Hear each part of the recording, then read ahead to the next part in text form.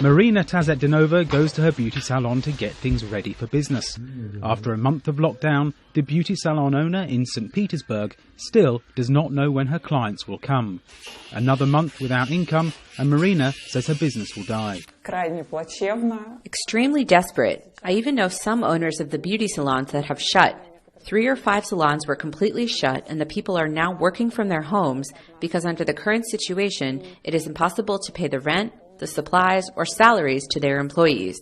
This is a deadlocked situation. Regional governments are responsible for deciding what measures to take to stop the spread of coronavirus. Businesses in St. Petersburg have closed, but staying home is not mandatory. Only recently have authorities ordered people to wear masks. On the streets, reaction to that order is mixed. The initiative is in general very good, but it's very expensive for me as a retired person. It's just unaffordable. It is rubbish from my viewpoint. The people who make that up, they do not absolutely understand the basic principles. Those who make people wear masks outside, did they explain that when one gets out of the crowded areas, one should by all means take the mask off and put on a new one when you come back to such spots? Russia's worst hit is the capital. Muscovites have endured almost 2 months of confinement in their homes. Regarding the scale of the epidemic in the rest of Russia, it is certainly less than in Moscow. 60% of the sick are in the Moscow metropolitan area. There are much fewer of them in the regions.